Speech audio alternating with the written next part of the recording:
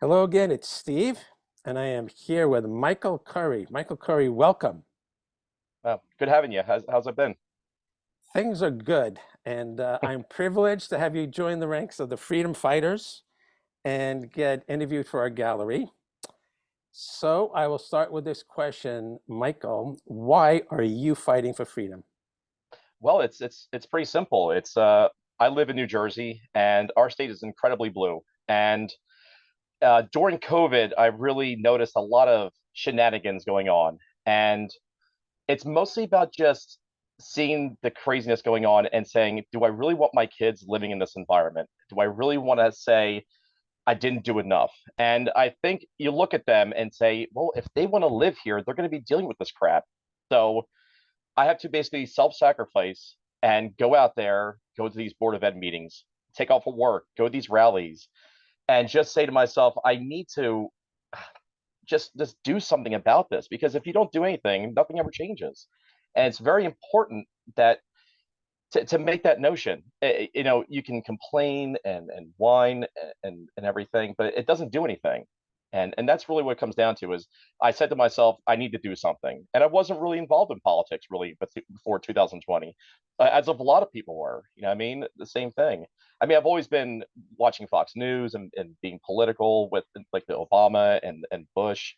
Um, but nothing really entrenched me as much as seeing my kids be home or I think the biggest catalyst was in 2020 in PA. My grandmother was in a nursing home, and that really activated me because she passed away from Governor Wolf's state order to send COVID positive patients into nursing homes. And the same thing happened in my state, and three other states did the same thing. And that really, it really irks you, because none of them got charged for it. None of them got, did they just got away with it. It was such a shame to see that. And I'm sorry, it's like stammering because it's so upsetting to me, like thinking about it. And then my kids were home with COVID, as many families were. And then you see what they were teaching in the classroom. And sure, the teachers haphazardly had to make the curriculums. But then you kind of see like the different things they're learning, and it's like, am I really paying this amount of money in taxes for this? Am I really paying for this ideology? And then that same year, they're passing sex ed curriculum that they're trying to push on our children. And this year they passed it. And then gender ideology curriculum that they pushed down and said that kids cannot be male or female. And like, it's all just insane. But I see this as a good sign though, because a lot of people are noticing and a lot of people are getting upset and they're getting upset at the right time, right before an election in New Jersey. And I have a feeling that with so many things that these people in office are trying to push, I have hope that from that stems a lot of people coming out to vote. And I'm actually just going to try my best to get as many people as possible myself and rally other groups that I'm working with to try to do the same thing. So I think that's vitally important that, to just be involved with anything, whether it's a bumper sticker, talking to your neighbor. It's as simple as, as wearing a t-shirt. It's not difficult to get involved. It's just how the level of involvement you want to be in. I mean, I go all the way, but you don't have to go all the way. You know what I mean? And I get in trouble, for going out. And, people are like, "Why are you doing this?" Like, your paycheck's like less. I'm like, because in 20 years from now, I'm not gonna remember that paycheck, but I'll remember being at that rally and being with other parents shoulder to shoulder and saying we did something and changed something and fixed something. I think to me that's what's vitally important. Just have that. I just, at least for me, I've that undying need to want to make a difference. So that's really what it comes down to for me about why I got involved and why I do things. That's wonderful. And you mentioned a number of motivators, chief among them, your kids, the welfare of Hmm. your kids. And you also mentioned you've gotten some trouble. What kind of trouble has been brought your way because of this activism? Well, from the wife, because if the paychecks are small because you go to rallies. But I say to Uh, myself, that's worth it to go to those things and to film it. I think it's another thing I like doing also. I run this new handle, Wake Up New Jersey, that I do on Twitter. I'm branching out to other avenues and just putting that out there so people can see. And that's another avenue that people can also be involved. You sharing that content on Twitter, retweeting it, or posting it on Instagram or Facebook. that's being active as well too. And that's an important step. It's also, you got to take the next step beyond that, is to be involved. I mean, as simple as going to your BOEs. I've met so many people online complaining about, for example, the masks, and so many complained but didn't do anything. So I mean, imagine that if the amount of people that complained just went to a board of ed meeting and they all did it at the same time. There'd be no more masks or anything for that matter, because you rally together. And that's why I think the most important thing is building up that community. That's what the handle I run that promotes, and that's the groups I run promote. I run family groups online and meetup groups and people and like recipe groups and garden groups, and it's just a sense of community and emboldening themselves that you're not alone, and finding your tribe and making sure that you all work together on things. And I think that's another step as well too to do.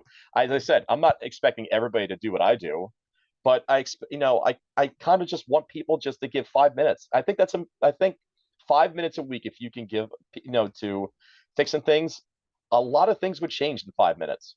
And I wish that more and more people would do that. I'm sure you do, and you certainly can't blame your wife for being worried about finances, and that is a sacrifice. Hmm.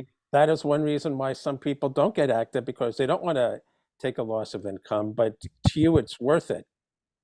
Definitely.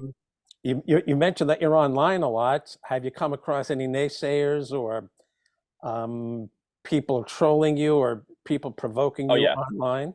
Definitely. Well, what it comes down to is this: for a lot of people, it's trolling. So it's actually, it's a shame. It works for both sides. So I used to be somebody. I'll get back to the trolling thing in a second. I used to be somebody that watched Fox News, and when you watch the news, you get surface level information. And most people, that's all they have. And I understand time is valuable. It's the most valuable asset you have. And when you go and watch Fox News, you're not getting the whole picture. You're not getting the whole story. Or MSNBC, you're not getting the whole picture. So most people don't know information at all. So when you ask some of these people that troll us, XYZ about climate change or XYZ about masks, and they're like, just wear one, or it's real. And I'm like, okay, explain it. And then they can't explain because they have no knowledge.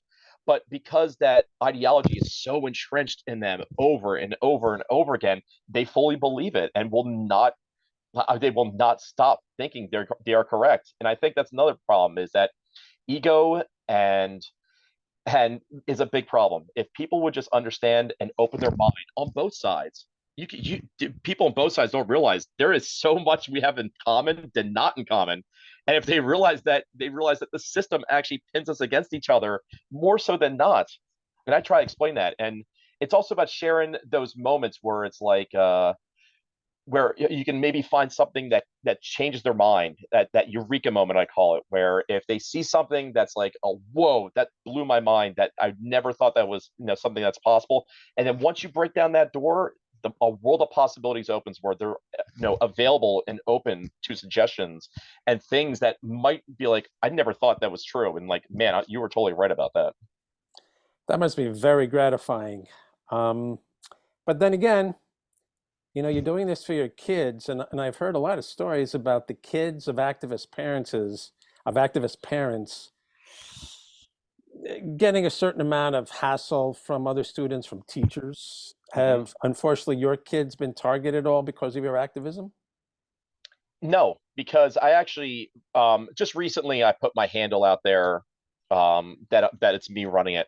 But as far as that goes, no. And the funny thing is, if they did that, they'd be subject to so many different problems, and the school alone would have major issues, because then you're bullying my child because of me. That makes no sense. You know what I mean? Especially if my son like recorded, they'd be in, that's a world of pain. That's for sure, as far as like courts go.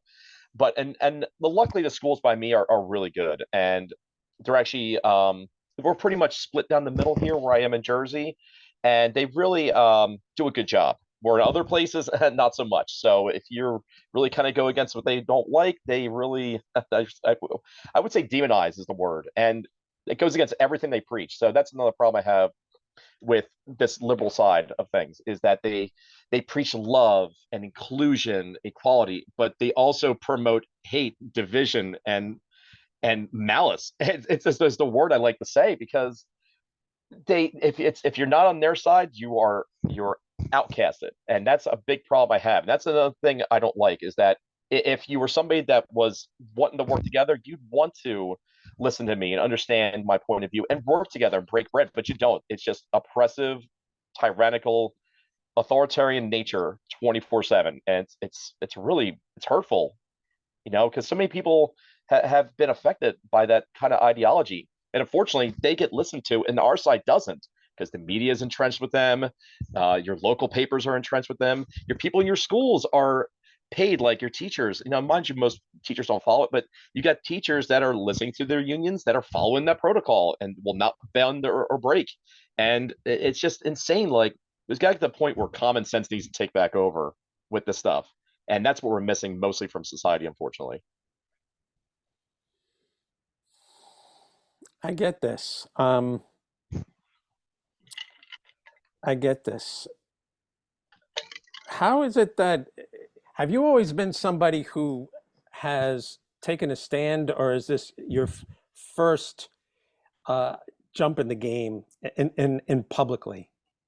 So, as far as publicly, yes, but I work for a concrete company, and I just recently became a boss about 10 years ago, and it was 2008. Give you an example, and it was Obama running against was it Romney? I forget what it was. It doesn't make a difference.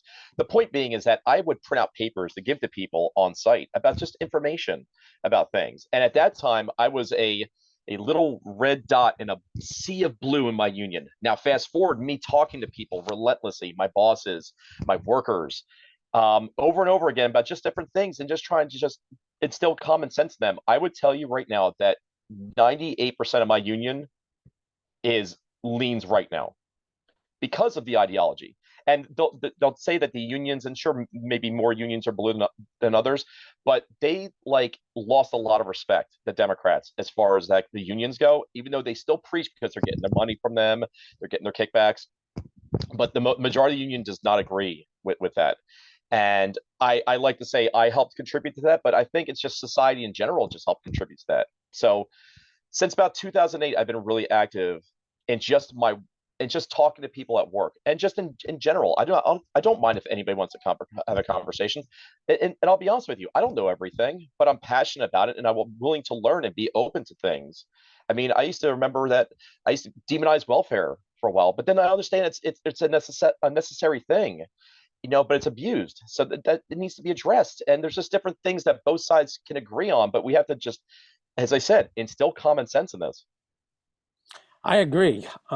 You also talked about the difficulty in dealing with people whose attitude is it's kind of like my way or the highway.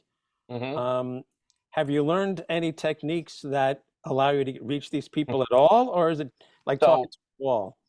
so the problem with most people that you deal with that are on the other side, is they're entrenched in their ideology, whether it's left or right. Okay, so what I found out while dealing with masks, for example, because I deal with masks at my job, so I deal with PPE, and I figured out how to talk to people very quickly, I should say. It took about a month to realize like how to do it. So you usually would fight back with data and information, right? I said, no, no, you don't do that, okay? Because what happens is they throw their own garbage information and data at you. No, what you do is you break it down to the most simple fundamental thing, whatever topic that you're finding out, and say, here's the question I have for you. There's no way you're going to be able to answer this correctly on your side. I win. That's what you have to find. Okay, with the mask is, does yours work? Does your mask work? And then when they say yes, I don't need to wear one. That's it. The argument's over. When we talk about this gender ideology thing they're trying to push in schools, for example, um, so they say basically you can't find out if your kid's trans in school. The school's going to hide it. I say to these people, and they're like, "Oh, this information, this data packet." I said, "Hold on a second. What happens if your child died and that school hid it from you? That something was going wrong in the school. That's it. There's no other argument. That's it, right there. Boom. That's how you win the argument. Do they object and say, "Well, we're not They talking stop about talking to children you. dying"? Do No, no, they no, object that because you're that's it. Because that's it. If you're talking about mental health, you're talking about everything in mental health. If your kid is doing something to them nefarious themselves, or something's going wrong, or they're popping pills, or anything, it's just Your child is your responsibility, not the school's, and your school's responsibility is to inform you. And that's the point is that what I'm trying to get to this, I'll be tweeting about this later, is how is it the school is going to get away with hiding information if something bad happened to your kid? They would be subjected to whatever wrath the parents would face. Not only that, the system, the school, the government, anybody that supported that ideology, you are now responsible for that child. You know what I mean? So as I said, with anything you're dealing with, you have to find that one question that they can't back down from. They can't wiggle out of, because that's the goal, is to just deflect and bob and weave. It's like a football player. You can't do that. It's me, the big linebacker, coming at you. There's no escape. That's what it's going to come down to. I think that's great. Have in all your work over the last 15 years, have you gained any insights into why these people do what they do? How, putting aside union policy and all this, what's behind the thinking that makes a teacher or a school administrator think that, well, your kid is my kid, not your kid? Where Well, does I'm it not come too from? sure. Well, it stems from government, and I think that your local BOEs, like your state BOEs, trickle that down to that knowledge. And I think it's unfortunate for a lot of people, and everybody falls into this, is that I'm scared of losing my job. That's really what it comes down to. Your financial backing is quite important to you, and that's a big catalyst for why a lot of people don't fight back, as you mentioned earlier. But I think that's really the motivator, is I'm going to lose my job if I don't do this. I mean, look at many people with COVID turn. It's like not me. You know what I mean? Like, you saw it. You saw the worst in humanity during that, and that's what it comes down to. I don't want to lose my livelihood, but so many people have, because they stood up. And the funny thing is, I always tell people is that if you, I said it earlier, if enough of you just did it together, it would work. But they pick off one at a time, boom, boom, boom. That's it. That's how they get you. But if you're there and you're strong, interlocking those arms, like old school Democrats used to do back in the 70s, um, it's crazy to think. We were just at a rally at the beach, and we're all holding hands there. And I mentioned that phrase, and I'm like, this is like what it was back in the day. And I was like, man, imagine if Democrats got back to that mentality of just being together, working together, you know. And I talk to old school Democrats, like, I don't even know what this party is anymore, but that whatever they're doing is insane. I get that. Um, let's wrap this up and ask you to tell me what gives you hope. I mean, obviously, you're not doing this for nothing. Obviously, you wouldn't be doing this if you didn't think you had a fighting chance of winning. Why do you think we could win this? So I read a book a while ago called The Fourth Turning, and it's about society and how society goes through seasons. And mind you, I don't really stick to that book, but just give me an example of how society ebbs and flows. Okay, society is, let's say you're part of this ideology, this woke ideology. Your goal is to try to entrench society as much as humanly possible. But while you do that, the other side gets angry and angry and angrier. Okay, it's that tipping point, that scale, that moment where it says, okay, we've had enough of this. And I saw the Bud Light thing this year as one of the big things. I'm As sorry, you saw said, the what? remember what happened with the Bud Light thing, Oh, Bud Light. where Yes, the right, Bud Light incident. Okay, so right. Bud Light incident really got people upset and really activated society, and they stuck it to it. And they said, no, okay, we're not doing this anymore. Did the same thing with Target. Did the same thing with a few other places, and they lost so much business because of it. Okay, so when you mention gives you pause and hope, I saw that. And then in my own state, I called our legislators because they were trying to ban gas stoves, they're trying to ban gas cars. And we're gonna have something at the end of the month, this month and beginning of September, we're gonna try to get a bunch of people doing signatures, and we want to get like this big book of people and say, there's 100,000 people, for example, you can't, if you pass this thing, you're pissing off 100,000 people. And if you don't pass it, we win. So we win both ways, as far as I'm concerned. But I see the Democrats coming out, and they're getting scared because they said, oh, whoa, we're not taking your gas stoves. And then with this gender ideology thing, the Democrats are, whoa, we're not doing that. I'm like, so they see that we are getting upset and we are getting activated and we are getting motivated.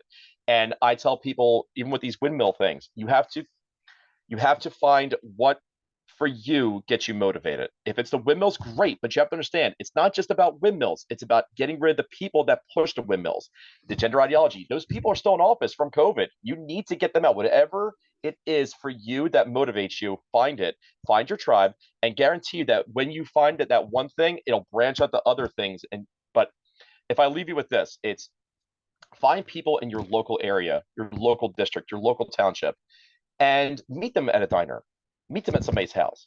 And whether it's like you got two parents, make it grow to four. Next time, bring two more. And you'll actually have like almost like a town, organization where you can do Republican fundraisers. You can put signs out. You can go to those BOE meetings together. And you're also making friends and family and building that network up as well, too, in that community. And I think that's the most important thing for us to do is build that network and community up. Michael Currie, you're a master. You've nailed it for us in just a few short minutes. You covered all the bases. I appreciate that, and I thank you for that. And I'm gratified that in just a short amount of time, you've given a primer to people who are kind of thinking like, I'd like to jump in the pool, but I'm not sure which dive to Mm-hmm. make. And you've made it very easy for people to take that dive. I want to thank you so much for your help today. And I want to thank you so much to your commitment to freedom. I appreciate it, Steve. Thank you so much for your time. My pleasure.